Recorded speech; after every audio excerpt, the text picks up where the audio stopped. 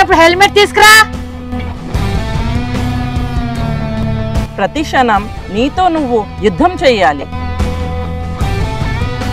Operation success అయింది. మిగతా డబ్బులు పొదుపు చేసుకున్నానమ్మా. మ్యామ్ ఫస్ట్ మీ బ్లెస్సింగ్ తీసుకోవడానికి వచ్చాను మ్యామ్. నిరంతరం శ్రమ పడేటటువంటి వ్యక్తుల్ని చూసి కూడా ఓటమి భయపడుతుంది. అదేనండి, నేను ఉద్యోగం చేయాలనుకుంటున్నాను.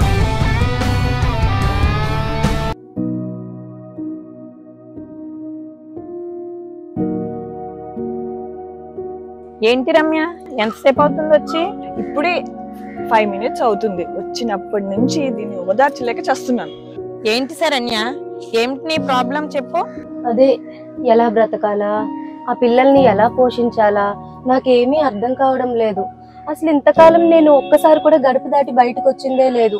ఇప్పుడు ఈ సంసారాన్ని అంతా ఎలా చూసుకోవాలి, నా జీవితం ఎలా గడపాలి నాకేమీ అర్థం కావడం లేదు.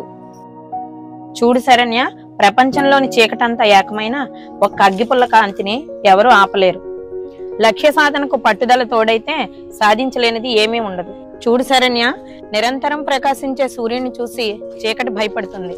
అదే విధంగా నిరంతరం శ్రమ పడేటటువంటి వ్యక్తుల్ని చూసి కూడా ఓటమి భయపడుతుంది. గుర్తుంచుకో. జీవితంలో కష్టాలు వచ్చినప్పుడే పరిష్కార మార్గంలో ముందుకు వెళ్ళాలి, అంతేగాని ఇలా భయపడకూడదు. ఎందుకంటే జీవితంలో ప్రతి అడుగు ప్రతి చోట కష్టాల మూట ఉంటుంది.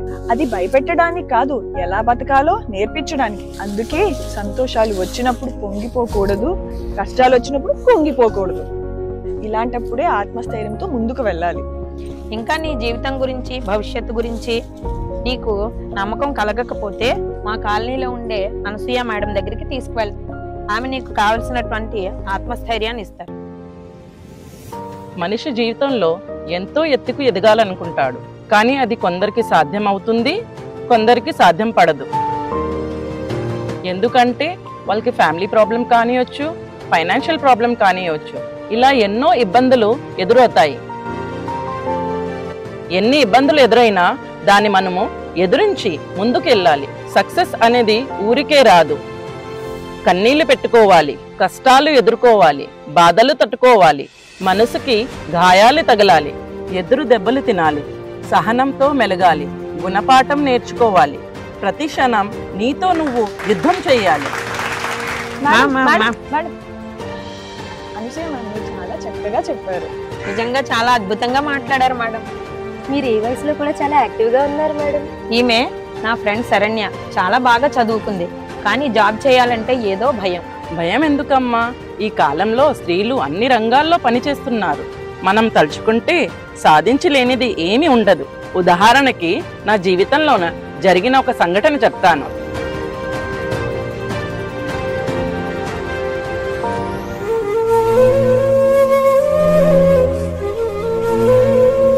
ఇప్పటికైనా నిజమేంటో తెలిసొచ్చిందా?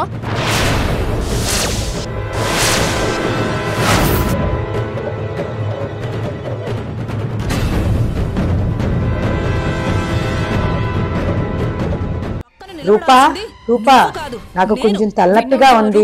ఆ టీవీ ఆఫ్ చేసి కొంచెం టీ తీసుకురా. అలాగేనండి. ఏమైంది నాన్న? ఏమీ లేదమ్మా, ఆఫీస్లో కొంచెం వర్క్ ఎక్కువయ్యింది. తీసుకోండి.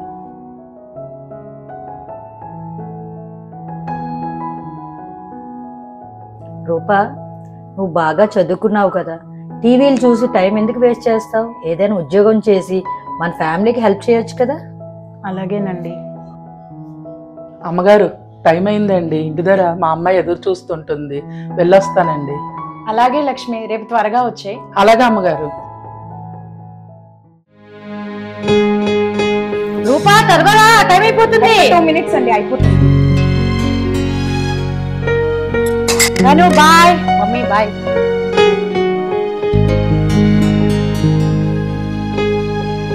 రూపా, నేను ఆఫీస్కి వెళ్ళొస్తా. ఆగండి, పాప స్కూల్ బస్ మిస్ అయింది, కొంచెం పాపని స్కూల్లో దింపేరా? టైం అయిపోతుంటే ఇదొకటి. బాయ్. ఏంటి ఏంటి ఒకసారి కొంచెం వచ్చేటప్పుడు కూరగాయలు కూడా తీసుకురావా?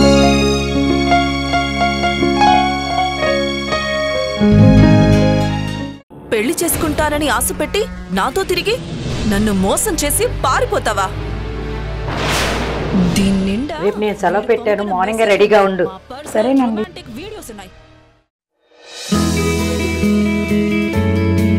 రూపా, వచ్చినప్పుడు హెల్మెట్ తీసుకురా. ఎందుకండి? దా కొంచెం వెందెక్కు.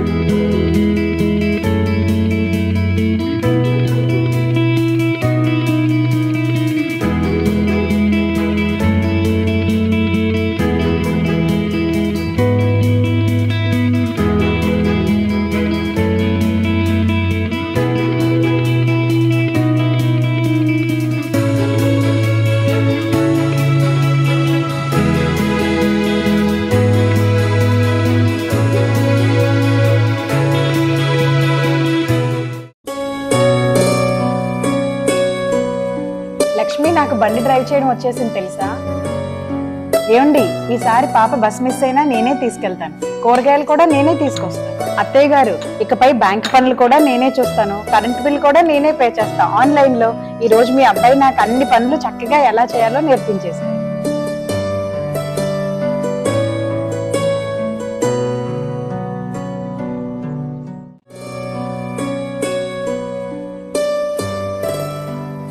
అమ్మగారు, మీకు ఒకటి చూపించనమ్మా? చూపించు లక్ష్మి. అమ్మగారు, మా పాపకి బుట్టలు కొన్నానమ్మా, బాగున్నాయా? చాలా బాగున్నాయి లక్ష్మి. ఇన్ని డబ్బులు ఎక్కడు లక్ష్మి? నీకు అప్పు చేసి కొన్నా? లేదమ్మా, నాకు వచ్చిన జీతం డబ్బుల్లో ఇంటి కోసం ఖర్చులు పోగా మిగతా డబ్బులు పొదుపు చేసి కొన్నానమ్మా. నువ్వు చాలా తెలివైన దానివే లక్ష్మి.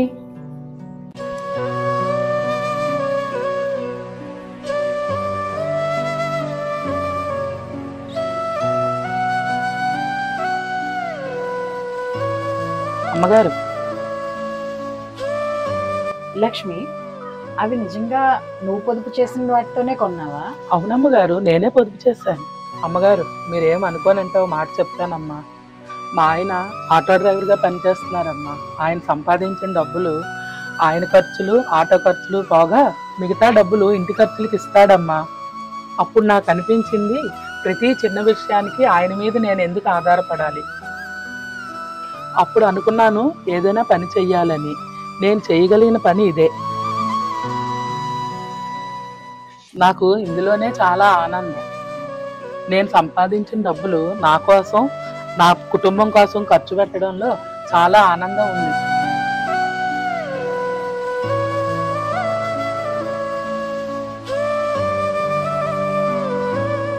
అమ్మగారు, వెళ్ళొస్తానమ్మా. ఉదయం అలా అన్నా నేనేమనుకోకమ్మా. ఇతరుల మీద ఆధారపడకుండా మన ఖర్చులకు మనం సంపాదించుకోవడంలో ఉన్న ఆనందమే వేరు.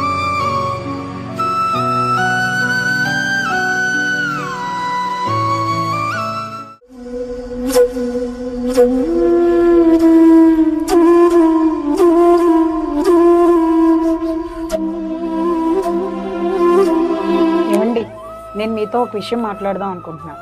చెప్పు రూపా. అదేనండి, నేను ఉద్యోగం చేయాలనుకుంటున్నాను. మరి మీరేమంటారు? రూపా, ఇంతకంటే మంచి విషయం ఇంకేంటుంటుంది? చాలా మంచి వార్త చెప్పావు రూపా. ఇంతకీ ఏం ఉద్యోగం చేద్దాం అనుకుంటున్నావు? అదేనండి, నాకు మొక్కలు పెంచడం అంటే ఇష్టం కదా, ఆ ఇష్టాన్ని నేను ఉద్యోగంగా మార్చుకోవాలనుకుంటున్నాను. మంచి ఆలోచన రూపా. ఒక్క నిమిషం కూడా లేట్ చేయక రేపే మొదలు పెట్టు. రేపటి నుంచి ఇద్దుకమ్మా, ఈ రోజే మొదలు పెట్టు.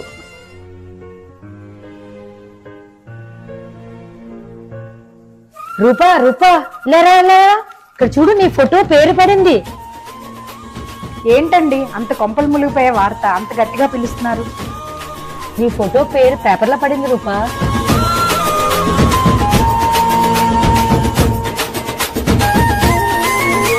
లక్ష్మి, ఒకసారి ఇలా రా. లక్ష్మి, ఏంటమ్మగారు? నువ్వు నాతో మాట్లాడిన తర్వాతే ఆ రోజు నేను నర్సరీ ద్వారా సంపాదించాలని నిర్ణయించు. మీకు కూడా చాలా థ్యాంక్స్ అండి. ఏమైందండి? ఏమైంది? ఏంటి ఏమైంది? అయ్యగారు, ఏమైంది? ఏమైంది ఏంటి?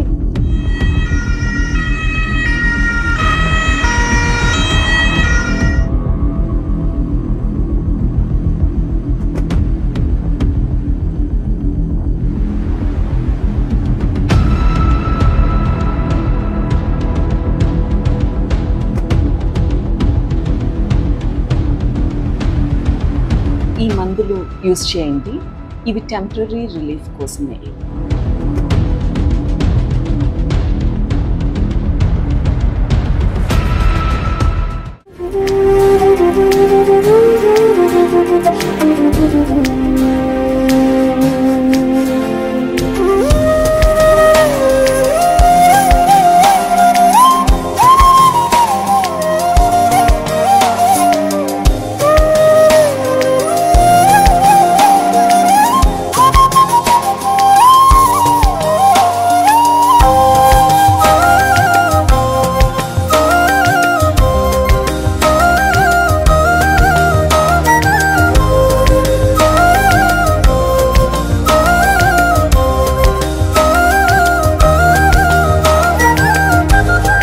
రూపా రూపా రూపా, టైం 6 అవుతుందమ్మా, లే అమ్మా.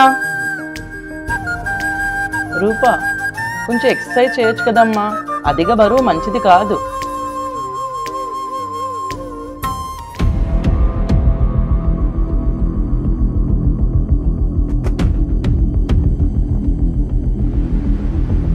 మీ రాజేష్కి 2 కిడ్నీలు స్పాయిల్ అయ్యాయి.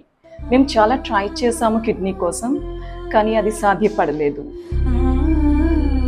సో రూప తన కిడ్నీ డొనేట్ చేయడానికి రెడీ అయిపోయింది. కానీ రూప కిడ్నీ మేము తీసుకోవడానికి వీలు పడలేదు, ఎందుకంటే తన వెయిట్ ఎక్కువగా ఉంది. సో తను చాలా కష్టపడి 3 monthsలో 10 kgs వెయిట్ తగ్గిపోయింది. దెన్ దానివల్ల ఇది సాధ్యమైంది. తన కిడ్నీ ఇప్పుడు తనకి సెట్ అవ్వడం, ఆపరేషన్ సక్సెస్ అయింది. Take care of Rupa and also Rajesh. Thank you ma'am, thank you very much. నీకు మేము చాలా రుణపడి ఉన్నామమ్మా.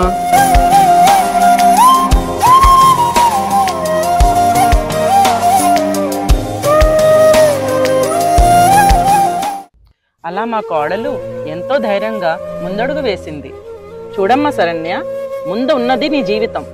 పరిగెత్తు, గెలుపు అంచులు తాకే వరకు. చాలా థ్యాంక్స్ మేడం. మీరిచ్చిన స్ఫూర్తితో నాకు కూడా ఏదో ఒకటి సాధించగలననే నమ్మకం కలిగింది.